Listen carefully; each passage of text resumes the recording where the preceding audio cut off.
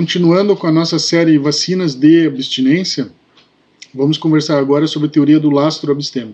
Veja, pessoal, isso aqui é muito interessante e relevante, né? Isso aqui pode ser utilizado para quantificar a abstinência, para reclassificar o abstêmio, ele tem diversas funções, para aplicação de técnicas mais restritivas ou menos restritivas. Então ele tem várias funções. Essa teoria ela é muito interessante. Ela se baseia numa regra empírica, né? Numa regra de experiência que nós vemos no dia a dia. Então, imagina essa situação de alguém que tem 1 ano de abstinência e alguém que tem 20 anos de abstinência. Ambos, no dia de hoje, acabam se reintoxicando. Lembrando, o processo de recaída é uma pirâmide onde se praticam sucessivos atos. Existem várias etapas. A última das etapas é a reintoxicação física, certo?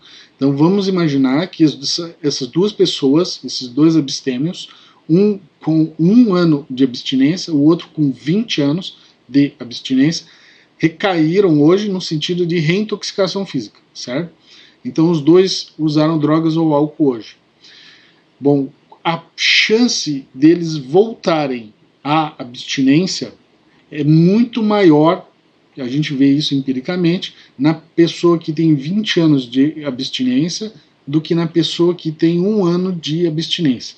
Por que a probabilidade da pessoa que tem mais tempo de abstinência é maior, né? Essa probabilidade é maior para que ela volte à abstinência do que a probabilidade daquele que estava apenas com 1 ano de abstinência. Por que esse com 20 anos tende a voltar à abstinência mais facilmente, com uma maior probabilidade?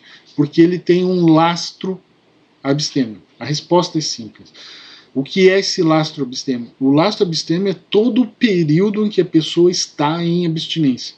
Então, o que ocorre nesse período? Veja, ocorrem, do ponto de vista biológico, novas sinapses, ocorre um equilíbrio neural, né? Os neurotransmissores se reequilibram dentro da cabeça, né? Dentro do cérebro, ocorre um novo equilíbrio biológico, né? Clínico. Então existe uma nova... a pessoa teve 20 anos para reequilibrar o cérebro depois de todo o desgaste que o uso de drogas ou álcool faz na mente, né? Então a pessoa consegue se reequilibrar.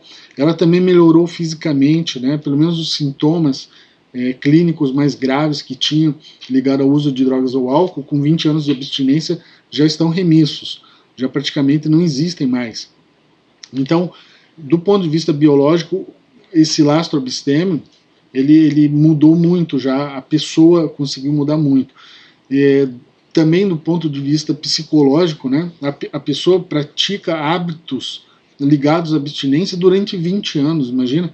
Ela está 20 anos lidando com frustrações, com vitórias, com derrotas, com perdas, com ganhos, e não usando drogas ou álcool. Então ela forma, isso tudo é o lastro. Do ponto de vista social, a pessoa tem 20 anos de abstinência, 20 anos onde ela tem novas amizades, novas estruturas, que não fazem mais parte daquele universo adicto, né? Então a pessoa muda totalmente, biologicamente, psicologicamente, socialmente e espiritualmente, né? Vamos supor que essa pessoa esteja ligada, por exemplo, à prestação de assistência, ou de apadrinhamento em grupos anônimos e por aí vai. Então, ela mudou biopsico-sócio-espiritualmente, certo? Durante esses 20 anos. E isso é o lastro abstêmio. Tudo isso. A gente chama isso de sistema ideológico. Esse sistema ideológico abstêmio está muito solidificado. Por outro lado, aquela pessoa com 1 ano de abstinência tem esse sistema ideológico ainda muito precário. Ele é muito tênue. Então, ele tem um vínculo, com 1 ano de abstinência, você tem um vínculo muito maior com a adicção do que com a abstinência. Infelizmente, muita coisa ainda precisa acontecer para solidificar esse vínculo abstêmio. Então, a tendência, na prática, a probabilidade, né, de alguém que recaia, reintoxique-se com 20 anos de abstinência e outra pessoa com 1 ano de abstinência, na prática a gente vê que essa pessoa de 20 anos volta rapidamente para a abstinência, a pessoa de 1 ano ainda vai passar por mais dificuldades. E esse é o lastro abstêmico. Bom, o que ocorre? Nós vamos fazer aqui uma pequena... existe uma fórmula, né, do lastro abstêmico. Vamos voltar aqui a uma pequena classificação de abstêmios. Existem 5 abstêmios, né, na minha classificação, mas vamos imaginar 3 apenas, né, com base em Kant, mas o abstêmio menor, abstêmio maior e o mega abstêmio após abstêmio, né?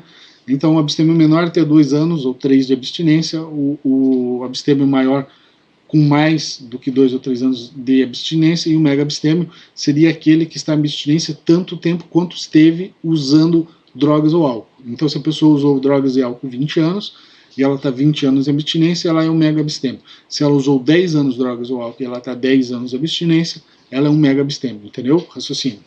Então beleza, eu estou falando todo o período da drogadição, tá? Dentro daquele período da drogadição, por óbvio, existe um outro período menor, que é o da adicção, certo? Então drogadição e adicção tem diferença, certo? A drogadição envolve quando a pessoa foi mero usuário abusivo e adicto, certo? Isso tudo é drogadição. Agora, ela era mera usuária, aí depois ela foi usuária abusiva, aí depois ela se tornou adicta, né? Então o período de adicção, ele é menor em relação ao período de drogadição, certo?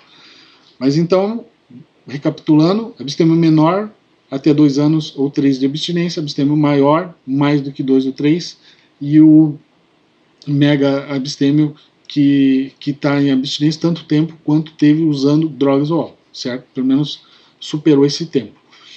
Bom, se nós pegarmos a pessoa que está com 4 anos de abstinência e ela teve a recaída, digamos que ela recaiu hoje, né, reintoxicou-se hoje. Então essa reintoxicação, e nós acrescentarmos um número, que eu chamo de número de segurança, vamos usar aqui o número 1. Então nós vamos pegar uma pessoa que tem 4 anos de abstinência e dividir por 1, que foi o número de recaídas, mais 1, que é o número de segurança. Então essa pessoa com 4 anos de abstinência seria 4 dividido por 1 mais 1, 4 dividido por 2, 2 anos de abstinência ela tem. Então, com 2 anos de abstinência, ela não é mais um abstêmio maior, ela seria um abstêmio menor. O abstêmio menor tem, necessariamente, aplica técnicas mais restritivas no que se refere à abstinência. Para poder manter a sua abstinência, ele aplica técnicas mais restritivas. Então, a pessoa que estava com 4 anos de abstinência e recai, ela tecnicamente teria que aplicar técnicas mais restritivas, porque agora ela se classifica como um abstêmio menor. Então você imagina que se a pessoa tiver com 10 anos de abstinência e ela recai, com o número de segurança sendo 1, você vai ter 10 anos de abstinência, que vai ser dividido por uma reintoxicação, mais o número de segurança 1. 10 anos dividido por 2 vai dar 5. Então ela continua sendo um abstêmio maior, né? Então veja, ela, mesmo recaindo, ela pode ainda aplicar técnicas menos restritivas. É claro que aqui vem a grande questão. Esse número de segurança que eu estou dizendo que é 1, ele não é 1. Ele pode ser outro número. Vai depender dos efeitos da recaída. Então esse número de segurança, ele pode ser 1, 2, ou 3, ou 4, depende de como você classifica a recaída. Eu não entendo que existe nenhuma recaída, nenhum processo de recaída leve. Então, para mim, a recaída sempre, ou ela é moderada, grave ou gravíssima, certo? Então, os efeitos gerados pela recaída, na verdade, eles servem para interpretar, você vai conseguir analisar, fazer uma reinterpretação de como o abstêmio estava levando a sua abstinência, do vínculo do abstêmio com a sua abstinência. Esse vínculo do abstêmio com a sua abstinência, ele pode ser analisado pelos efeitos gerados pela recaída. Então, se uma recaída gerou poucos efeitos, ela foi moderada, você pode usar o número de segurança 1. Se essa recaída gerou efeitos graves, você pode usar o número de segurança 2. E se essa recaída gerou efeitos gravíssimos, você usa um número de segurança 3. Então, por exemplo, alguém que tem 4 anos teve uma recaída hoje, e esses efeitos foram gravíssimos, terminou com a morte de alguém, terminou com prisão, com problemas muito graves, então nós teríamos o número de recaídas, né? Aqui, olhar aqui na tela, você vai ver o número de recaídas seria 1, mas o número de segurança seria 3, por causa dos efeitos da recaída. Então você vai ter uma pessoa com 4 anos de abstinência dividindo 1 mais 3, ou seja, vai dividir 4 por 4, vai dar 1 o resultado, o que coloca ela como um abstêmio menor. Então a pessoa já estava com um abstêmio maior e agora ela vai estar com um abstêmio menor, e com técnicas muito mais restritivas para poder manter a sua abstinência, né? Então esse é o caso do lastro abstêmio. Você vê que o lastro abstêmio, teoricamente, é muito simples de entender, mas existe uma forma que a gente pode aplicar o lastro para poder reclassificar o abstêmio, para poder aplicar novas técnicas e tudo mais. O interessante nessa forma é que você vai dividir a abstinência pelo número de recaídas, mas você vai somar esse número de recaídas um número chamado número de segurança. O número de segurança vai variar conforme os efeitos da recaída, certo? Então, uma recaída com efeitos leves, graves, leves não existe, moderados, graves ou gravíssimos, certo? Ela vai gerar números de segurança cada vez maiores, né? Bom, essa é a ideia do lastro abstêmio. O material vai estar disponível para todos e bons estudos.